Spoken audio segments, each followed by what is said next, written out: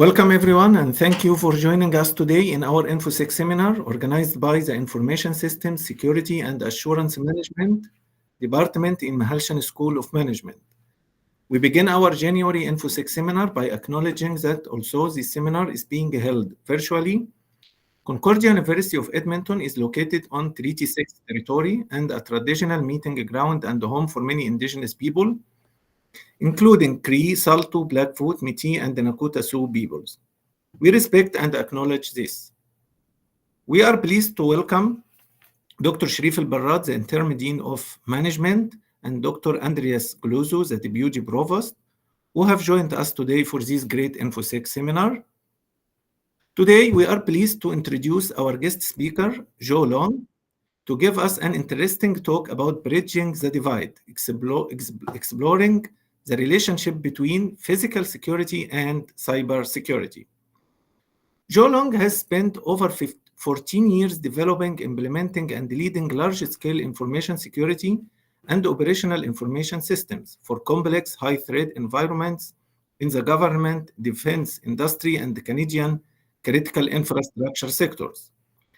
Joe graduated from the Royal Military College of Canada in 2011 and spent the next 8 years as a signals officer in the Canadian Army. Highlights of his military career were managing the computer networks for the military response to the Calgary floods in 2013, and 4 years with the Canadian Special Operations Forces leading the communications and information systems teams on operational deployment to the Middle East. After leaving the military in 2019, Joe worked as cyber architect and business development manager for National Defense Cyber Programs with General Dynamics Mission System Canada, then transitioned to the finance industry with RBC. He spent 3 years as the senior cyber intelligence advisor for RBC, making the link between external information sources and actionable security decisions. Most recently, Joe worked as the Director of Application Security Transformation, building next-generation application security practices for one of the biggest software development organizations in Canada. He's currently midway through a year of parental leave, spending time with his beautiful daughter. Joe has a Bachelor of Computer Science from RMC, Master's in Cybersecurity from Georgia Tech, and maintains his CISSP and CCSP certifications, and he lives in Ottawa. Thanks, Joe, for being with us today and sharing your experience with our audience. Just 2 quick notes. During the presentation, microphones will be turned off to avoid interrupting the speaker. At the end, we will have 10 to 15 minutes for questions, and microphones will be turned back on. Please limit yourself to 1 question to give opportunity to other participants to ask. If we have enough time, please feel free to re-ask again.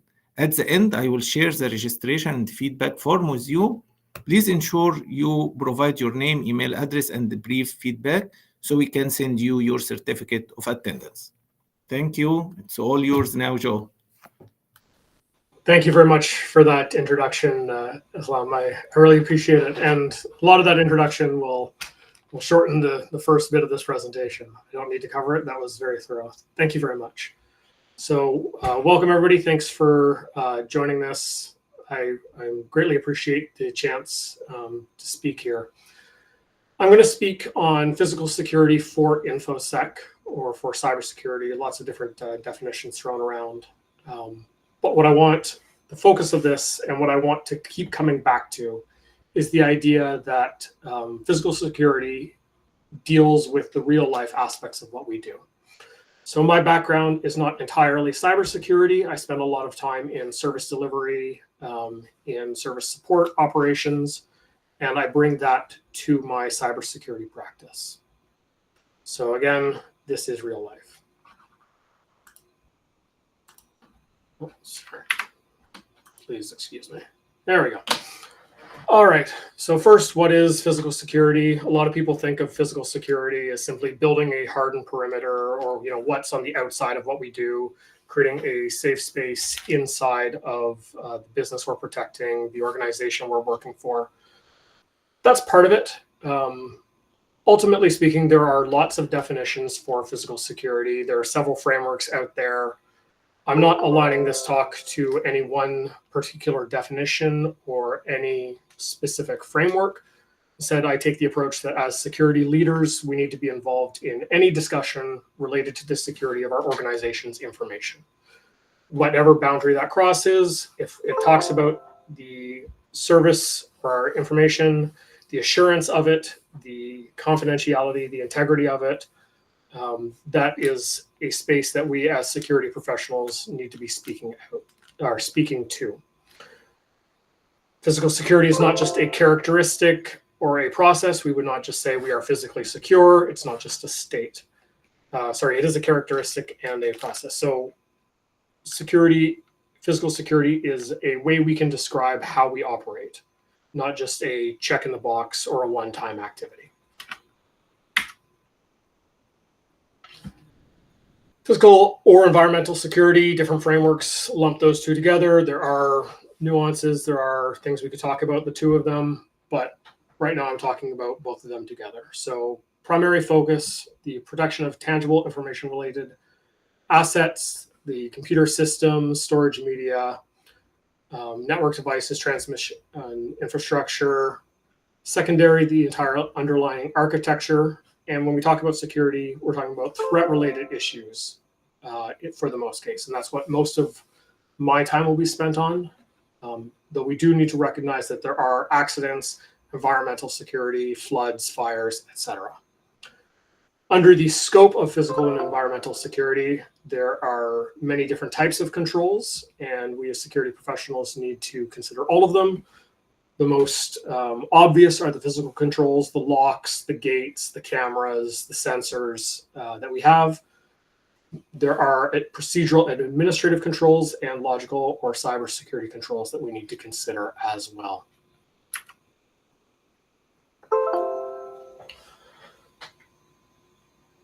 So why do security professionals need to care?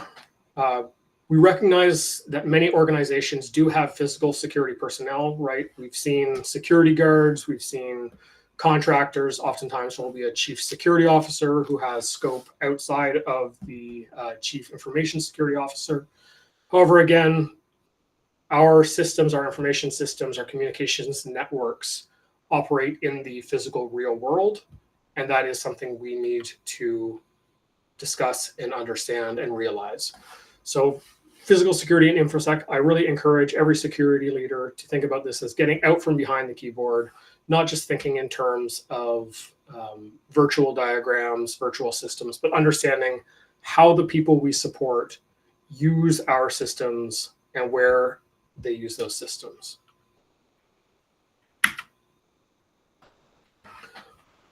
One of the first things that we need to understand with physical security is that security begets security. Everything we do to increase security in one domain can bring us to a more secure organization through other domains as well. First thing we can think about, InfoSec can solve physical security problems. So if we talk to our physical security partners, we can bring information security controls and solutions to this space. And that is something that we as security professionals bring a lot of value. So great examples, logical access control to endpoints in public spaces, right? The passwords that we set on point of sale terminals, the passwords we set on devices, presentation devices, network controls, data at risk encryption for physical media that might be left unsecured. That's definitely a information security solution to a physical security problem. If someone must leave devices, media anywhere, InfoSec can bring proper encryption for that. Another thing that InfoSec can bring, security communications channels when traveling or when physical presence has security risks. If you have an executive who needs to travel through a space that may not have the most privacy-loving government, then InfoSec can bring that. When COVID happened 4 years ago, those organizations with strong remote working capabilities and the controls around those were able to pivot to work from home a lot faster than those that built all of their security procedures around things like physical protections. This conversation we're having right now, video teleconferencing, this solves a physical security problem. I do not need to go to Edmonton. We do not need to all gather in a room. We have technology that can help us. And then finally, disaster recovery and backup. The disaster recovery and backup is a core InfoSec capability that we bring to the table in a lot of organizations. And there's really no difference or very little difference in bringing back networks and bringing back services after a ransomware attack versus bringing back networks, bringing back services after something like a fire or a break-in. A lot of those processes, a lot of those offsite recovery things that we build, those playbooks that we build, bring a lot to the physical security space. The next thing that we need to think about is physical security can solve InfoSec problems. Just like everything we just talked about, sometimes the best solution is a physical security problem. If encryption is expensive or we have things that don't really lend themselves well to encryption, things like mainframes or server rooms, sometimes we do need to think maybe we just put a lock on this. Physical security also allows more comfortable and efficient problem solving and collaboration tools in secure areas. For those of you who work with or for government organizations, it can be very challenging to set up remote collaboration tools or areas where you can freely speak if you are limited purely to encryption or other security tools for things like classified discussions.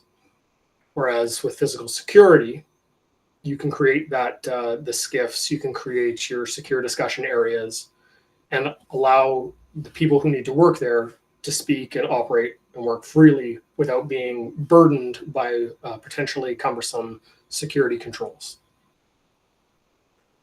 Physical security and approaching our problems with a physical security mindset can enhance resiliency for operations in disaster areas. And it can drive down certain business costs. If we don't need to make, or if we don't need to use hardened endpoints, if we don't need to use device security because we can be confident that we will only be operating in a certain area, then we can protect that area and buy cheaper endpoints. And then finally, there are lots of common requirements and security problems where what physical security is arguing for and what information security is arguing for align. And in a lot of cases, with a lot of executives, a lot of decision makers, physical security arguments can be more persuasive. If I asked, if we came up and we said, you know what, we need everybody on our workforce to carry around a card with them at all times with immediate response actions and phone numbers for the SOC and information about reporting spam or whatever, I think a lot of organizations would have a lot of challenges convincing their members to carry around such an information card all the time, right? It's going to be left in a pocket or left at home. Who really wants to carry around information like that, emergency information? However, if I said, we need everybody to have an ID tag to get into this building, and on the back of that ID tag, I put that information that I want them to have, and I can guarantee that everybody in that building has that information on them. When it comes to asset inventory, that's one of the big challenges in information security is understanding what's on our network, what assets are out there, and that sometimes can be difficult in arguing for the resources to conduct that asset inventory. Right? We've all seen that. If we say we need to go around for our insurance and identify all of the computers in this building, that can be an easier sell in a lot of cases. So physical security, we need to know what's in the network. We need to know what's in the building for fire, for insurance, whatever. That can support our information security goals. So there's lots of, I hate to use the word synergy because it's overused sometimes, but there are lots of ways that InfoSec professionals can use physical security requirements and the other way around to achieve that common goal of protecting operations. Towards that, we're all on the same team. A security professional is a security professional, we all want to enable that operations. Whatever our organization is trying to do, we need to work together to do that. So a great thing about physical security is it requires physical presence. There have been lots of times where I've wanted to go, talk to people, look at a specific group in an organization, and as a cybersecurity professional, to make that argument that, hey, I need to go, walk around to make sure there's no passwords on sticky notes attached to computers, right? It can be very challenging and difficult to get into that room, or based purely on a cybersecurity mandate. It can also degrade the relationship with some organizations or with some people if they think that I'm just in there to check up on them, that I don't trust them to do things right, that I'm there to spy on them. Whereas if I say, you know what, we're doing a physical security check, I'm going to go walk around, look at the locks, look at the gates. That gets me out from behind the computer. It gets me talking to people. It's non-threatening. I'm there to help make sure that people's fire escapes are working. That's a lot better place for me to be in, to speak to people, to listen to concerns, if I'm coming in as hey, I'm here to protect you physically, versus I'm here to make sure that you're not doing things improperly. I achieve the same goal, but I'm doing it much more friendly.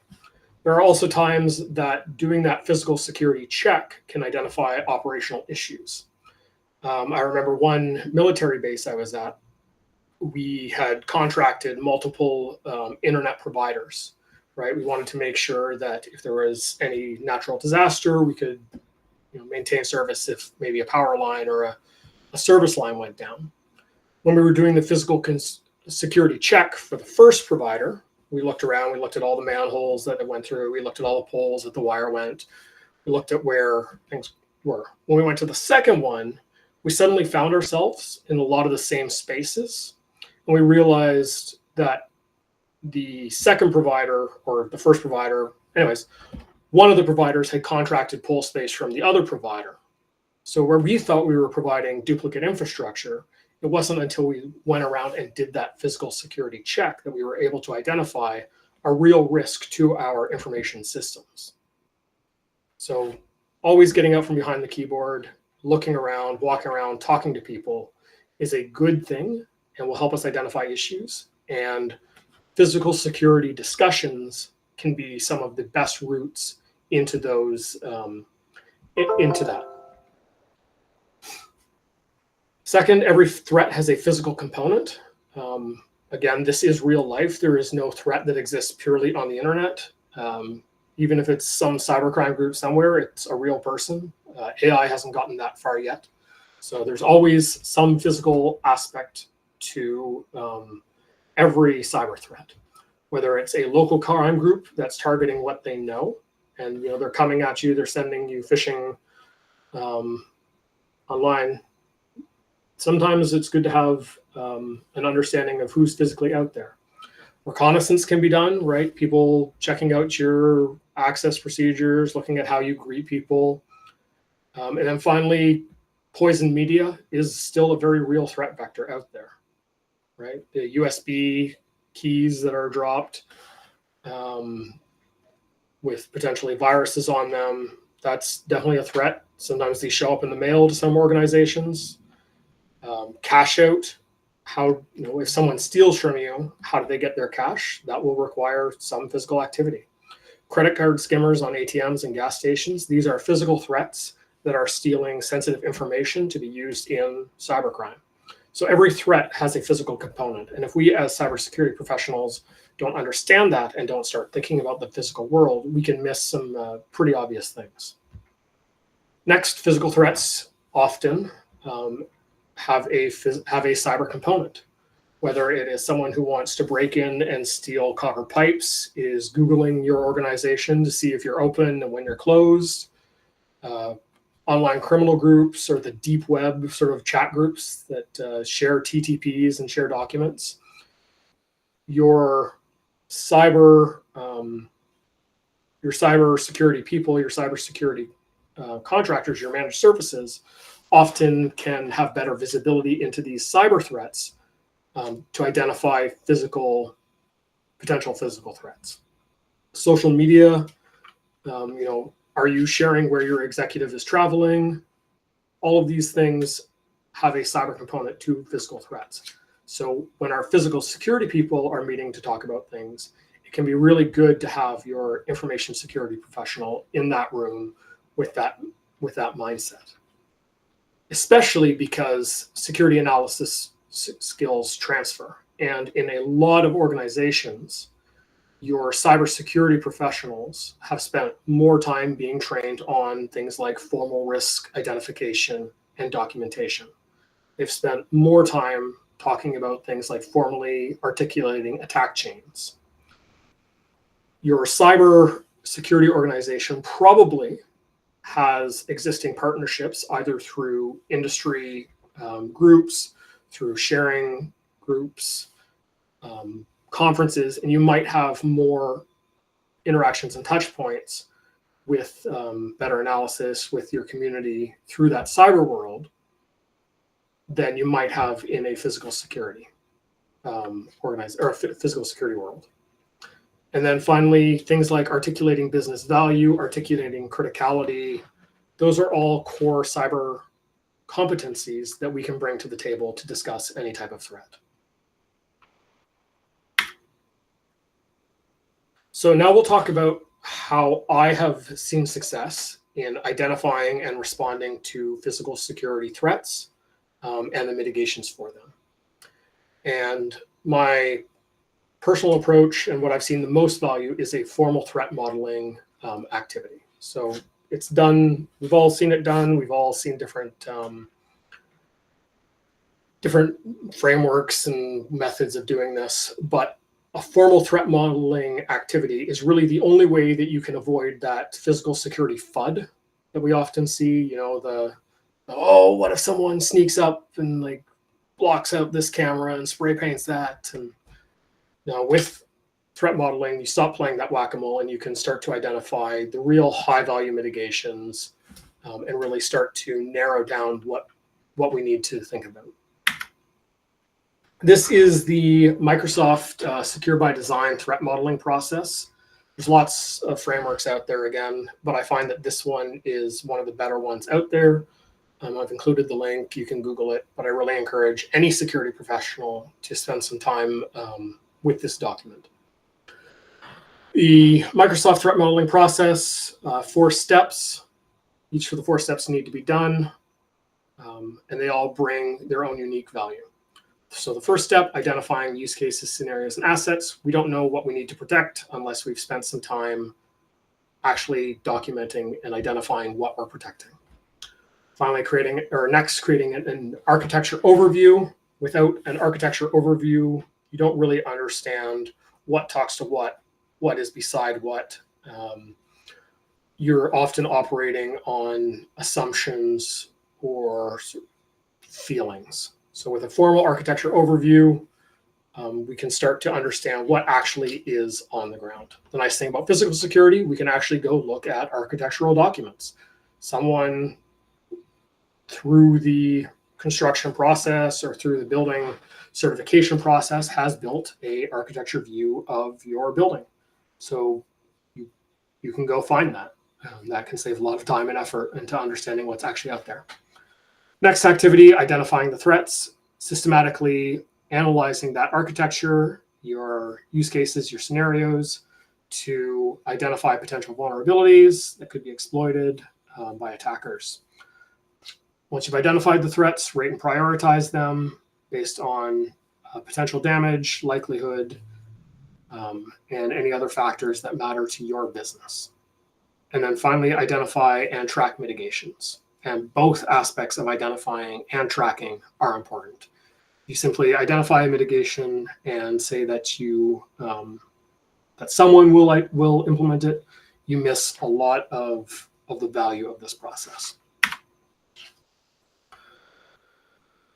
So the first step in that process, identifying and documenting use cases, assets, and scenarios. We need to understand what are the business functions of our system. What is the business trying to do? what else does it do besides what the primary goal of it is. We need to understand who interacts with it at every stage in that, in every function that we have.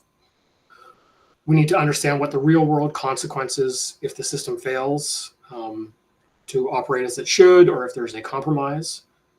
And then a very important one for physical security especially, are there special business or legal requirements that impact security? This discussion is very different if you are contracting with the federal government for classified networks or classified information than if you are working with a business. If you are working internationally in other countries, there are legal issues that you need to identify as early as possible. And then finally, understanding the worst case expected load on the system.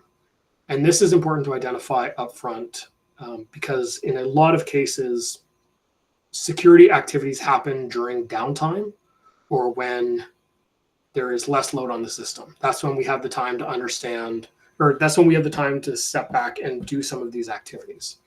But if we build our threat models based on the activity that we see during a low period, we can miss things like the real world consequences. We can miss things like what will actually happen on the worst day. So an example of this, I worked for an organization that felt the need to check everybody in. So if you went into the room or into the building, you needed to sign in, provide your documentation, provide your ID, sign a bunch of documents, NDAs, et cetera, et cetera, et cetera. That's great, right? That's all good things that should be happening, except for several times a year, we needed representatives from about a dozen different organizations to join and show up and receive a briefing on fairly short notice. And we had built this process, we had built all of this check-in process, and the very first time we needed all of these people to show up and receive a briefing inside of about a 2-hour window, we ended up with a huge backlog of people standing outside and waiting. And we were unable to properly apply all the mitigations that we had tested, that we had documented, because we didn't understand what the worst case expected load of that system was. If we talk about things like fire escapes, and we only expect 3 people to be working in a building, what happens if more people need to be there that day? Do we have the right mitigations for the worst case scenario? So I encourage for threat modeling, especially for physical security, because this is real life, understand the worst case expected load of the system. So what is the worst that we could see and still need to provide services to before we go into those emergency procedures? We're creating an architecture overview. We need to understand where sensitive or important assets are. Where does that information flow? Physically, we talked about those service lines, the telecommunications infrastructure. It's very important to understand not just in our area of responsibility, but what's just outside of that. What's around us? How do people move through the area? What zones exist? If we say that we're going to create a very, very secure organization, we do a lot of research, let's say, and we say, you know what? Everybody who comes into our building needs to be read in, have an NDA. Nobody can get through the door unless they've been fully checked, their background is checked. That's awesome until one day someone needs to deliver a package and you don't have a way to have them stand inside out of the weather when you are waiting for that person who needs the package to come show them up. So create zones, understand that you will need to have high security areas and lower security areas. You can't protect everything to the highest level because you'll have to operate with people who won't get through those levels. And you'll have to talk to them, you'll have to sell things to them. So think about zones. Next, identifying the threats. Lots of different threat modeling methodologies out there. All of them are good, or not all of them are good, but many of them are good. All of them identify something that the others don't. So STRIDE is one of my favorites. I think it's the Microsoft secure modeling methodology. I think they're the ones who sort of articulated it the best. So STRIDE stands for spoofing, tampering, repudiation, information disclosure, denial of service, and elevation of privilege. It's a way of walking through systematically the types of attacks that you might see. Persona non grata, a threat modeling method where you look at the motivations and skills of archetypal human attackers. So you create characters that sort of want and do different things. Security cards is a brainstorming technique. There's a couple different versions out there. They're all really good. Fundamentally, though, you need to think like an attacker. You need to think, if someone wanted to accomplish something, how would they do it? Not just following the rules, or would they come in through the front door? So really spend some time thinking like an attacker. However, do not ignore accidents. Not every physical security threat, not every information security threat comes from a deliberate attacker. Sometimes there are people who make mistakes, who accidentally leave things open, who flick switches that shouldn't be flicked because they think they're trying to turn off a light. There are lots of times where the threats that we face come from really well-intentioned people who are just trying to go about their day and don't understand the impacts of what they've done. As we're going through identifying the threats, if we come up with any assumptions or we make any assumptions, those need to be clearly documented and then followed up and validated after this process. So if we make an assumption, that's good. Assumptions can help clarify things, but you do need to follow up later. And the outcome of identifying the threat needs to be clearly documented. So you need to clearly document who the threat actor is, what preconditions would be required for such an attack or such an event to happen, what that threat actor does, and then the consequences.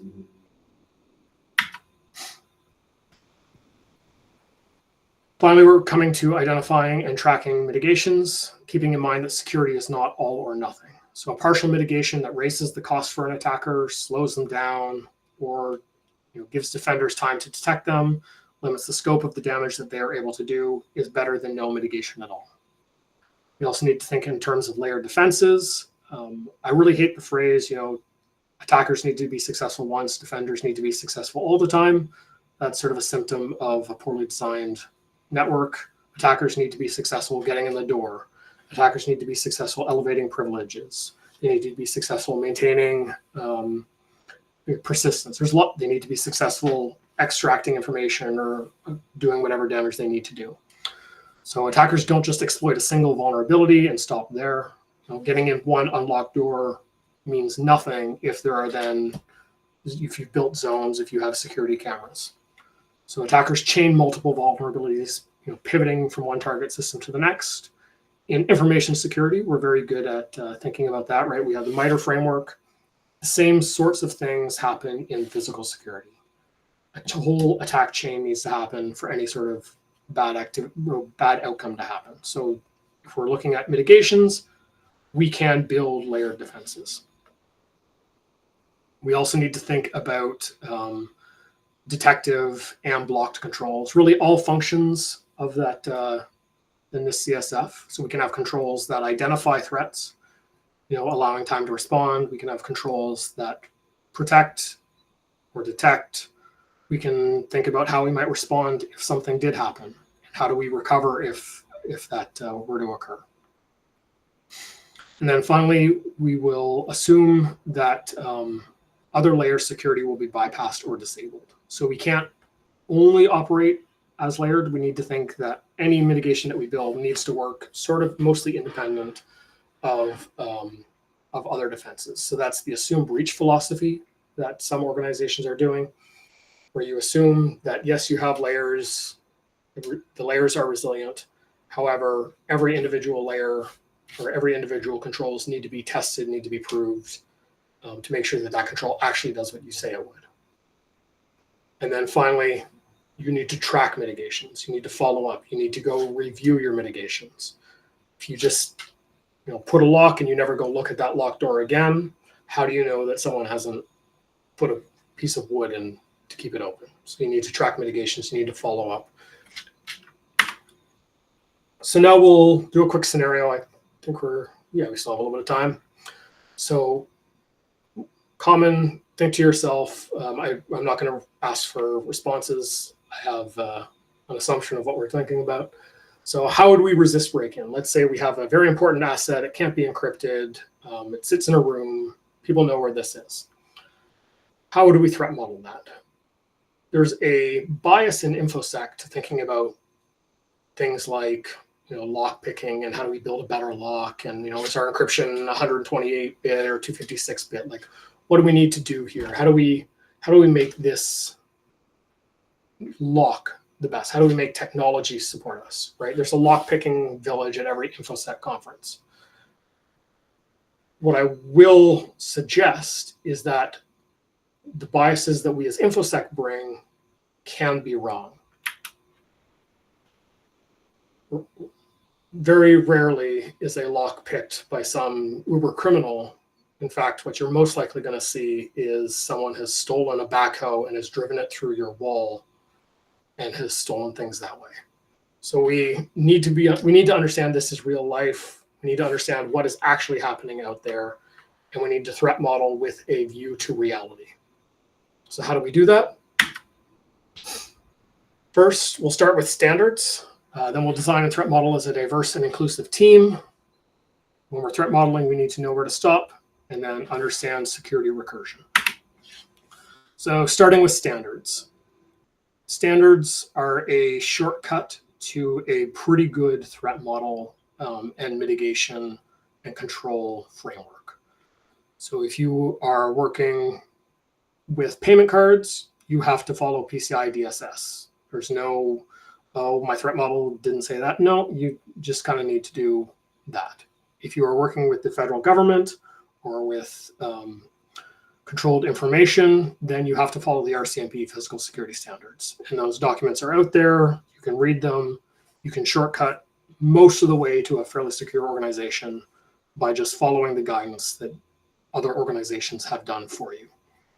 Fire and building codes, excellent source of mitigations for things like fires, earthquakes. You don't need to think too much about fires if you follow the fire code. So we can use these standards to shortcut most of the way and focus our analytical time and our thought on unique requirements. And then finally, insurance requirements. Your insurance company has a lot better view of what's actually out there, what the actual likelihood, what the actual cost of something is, because they need to underwrite it. And they spend a lot of time thinking about how they can underwrite it in a cost-effective manner. So most, if not, or many, if not most, insurance companies, especially around cyber insurance, will have certain physical security requirements that they will bring to you or ask you for.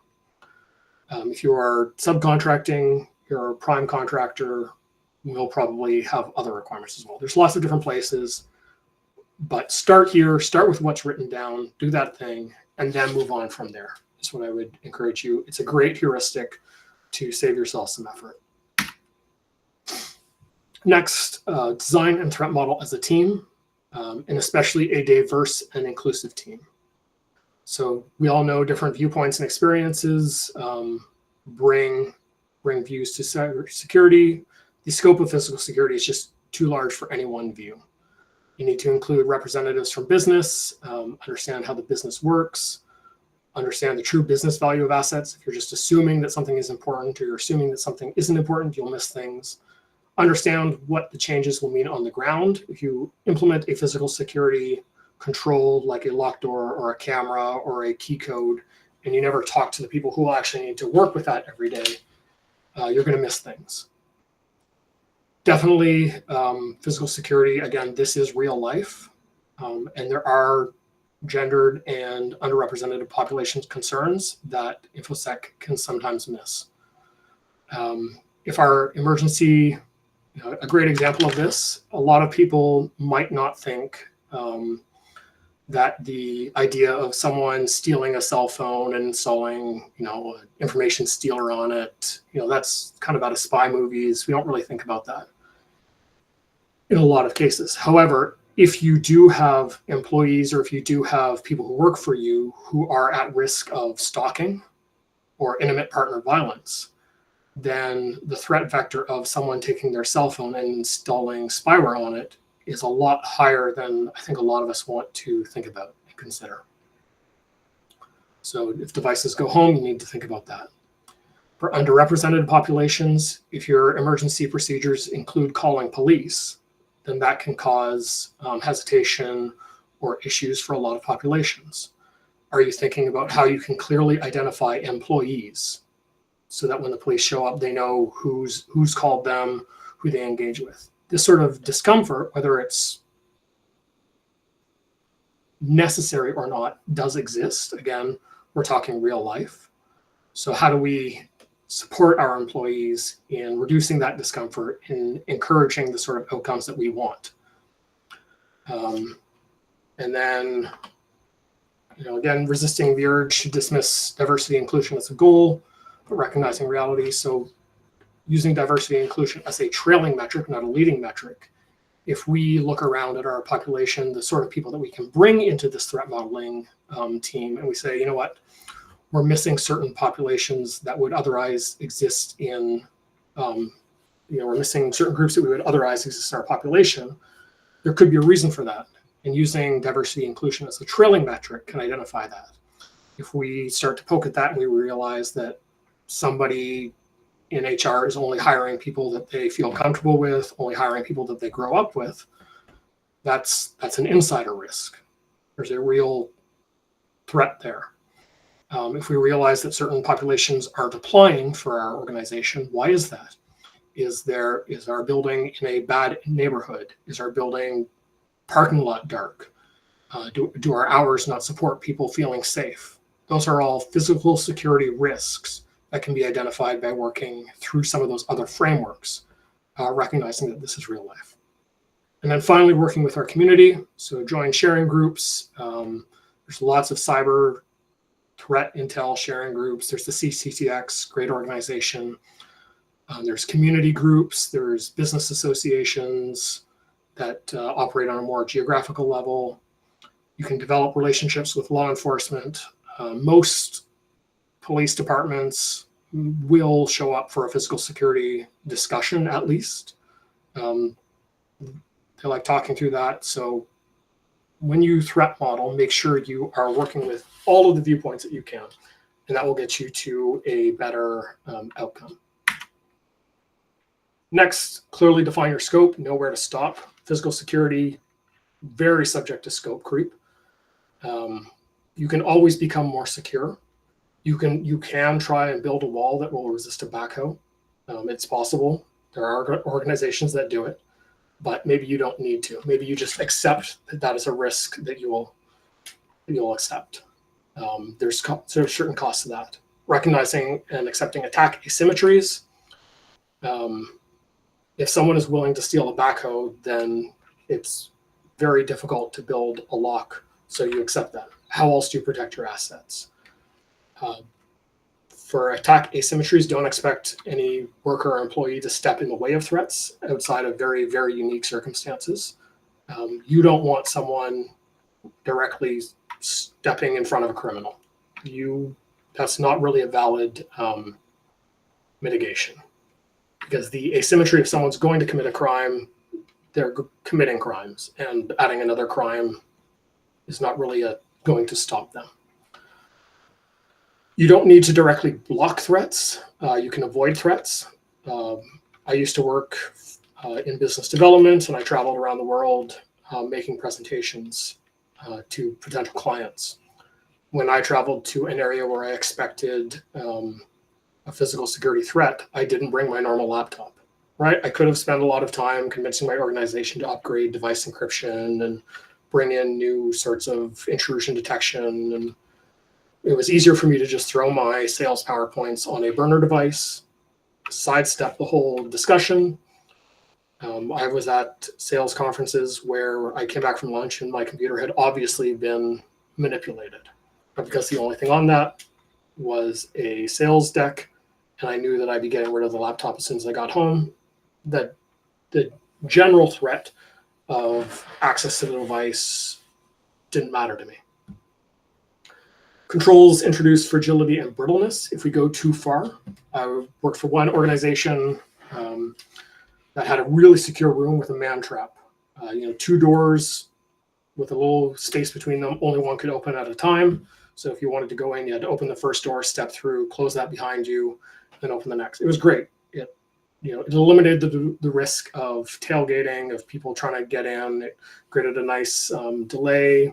Everybody going through that could be checked on the camera. It was fantastic for that until the power went out. And rather than being able to run a extension cord into the building from a generator, there was no way to open both doors at the same time. So we actually had to break that, and it took us a lot longer to get service back up when the power went out. So any physical security control can introduce other sorts of brittleness. Fire hazards, if you have very few exits to a room, that's great for controlling entrance. It's very, very bad if you're trying to evacuate quickly. So for all of this, identify trade-offs, clearly identify them, articulate them, bring them to business leaders, know who accepts that residual risk, and then move on. Don't spend all of your time threat modeling things that are unlikely to happen. And then finally, understand security recursion. If you've brought in new controls, new mitigations, you've installed security cameras, alarm systems, those are now things that you need to protect. If you have cameras that document and store offsite everything that happens inside your business, now you have a bunch of sensitive information living somewhere that you need to think about. If you implement device encryption, how will you unencrypt at scale if necessary?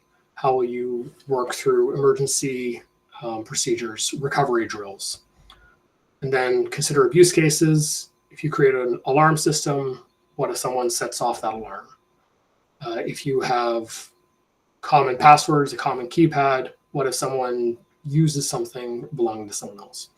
So again, once you've threat modeled, once you've built your mitigations, go back and do a quick check of what you've done to make sure you haven't introduced new states, you haven't introduced new failure points, new sensitive information, and sort of go back and do that process again. And then again, track mitigations.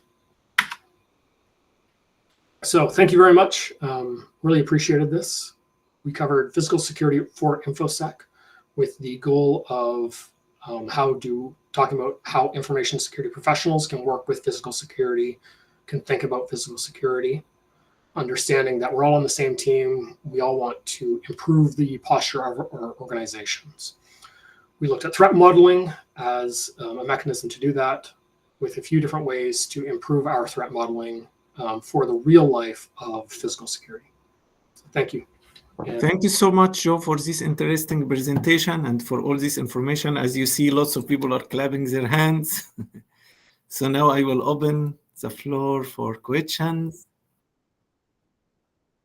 Now your microphones are back on. So let's start with Sam. Sam, please go ahead.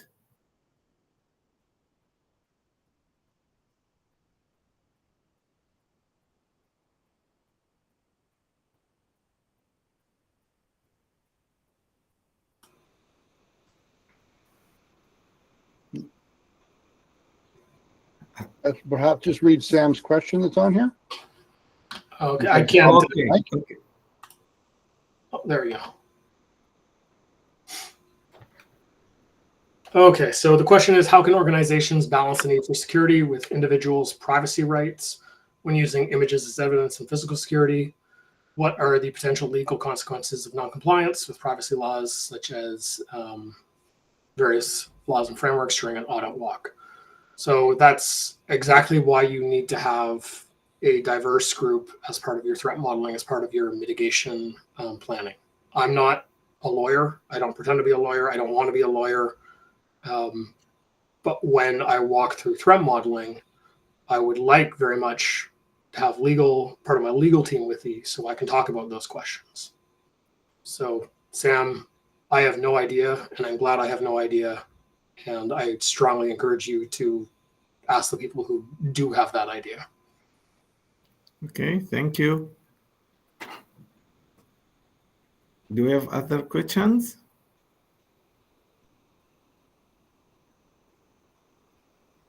Any other question?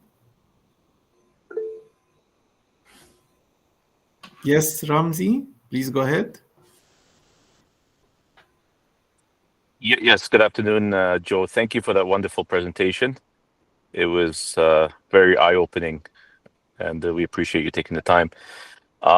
My main concern is when completing these assessments is getting the organization to always allocate, because a lot of times it comes down to money, is allocate the budgets to the right departments. And what we found in some of the organizations is, as soon as we start entering into negotiations, there's, like you said, a lot of scope creep, but there's also a lot of cost creep, which then impedes other important elements of information security. Mm-hmm. And so we sometimes have to separate that, even if we have the knowledge, just to ensure that the right groups are involved, just so that it doesn't end up eating our information security budgets. No, definitely. And I would encourage you, starting with legal standards, starting with fire code, starting with your ISO controls, your PCI DSS. Those are hard requirements for the business to do business things. If you are working on a managed service contract, your security controls built into that are a great starting point. Because if you don't do those things, you don't get the business, you don't sign the contract, you don't continue as an organization. Good, thank you. Any other questions?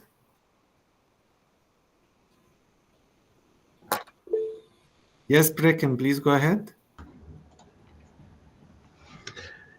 Hey, Joe. First, congratulations on the new addition to your family. And again, thanks for taking the time to speak to us while you're on paternity leave.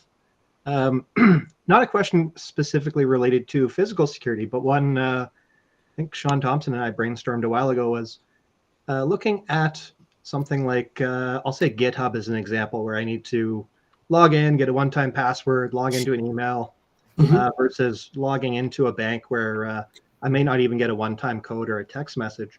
Wondering, can you talk about the kind of the security implications and where you try to stop for something that can be for someone who's super tech literate like me, and also for my grandmother who needs help turning on her iPhone?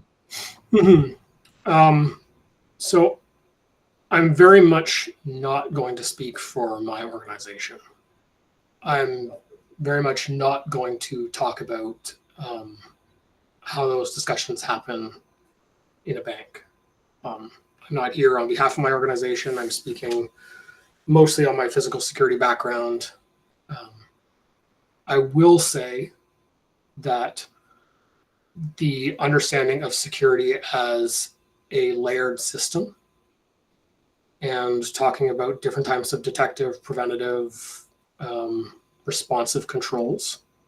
Sometimes just building that outside wall that is difficult to get through doesn't always allow you to service the people that you might need to, and that other controls allow you to accomplish the same sorts of things in other manners. Great. So thank you again, Joe, so much for your interesting presentation. Okay, so we'll take one last question from Andreas. I'm sorry, wrong button. I don't have a question. Thank you very much. Okay. So thank you so much, Joe, again for your interesting presentation. Thank you all for attending the seminar. We hope to see you again in our next InfoSec seminar. Please don't forget to fill the form. I shared the link with you on the chat area. Thank you, everyone. Thanks again, Joe. Really appreciate you coming and joining us today. Thank And, you. best of luck with the rest of your paternity leave and seeing your child raised.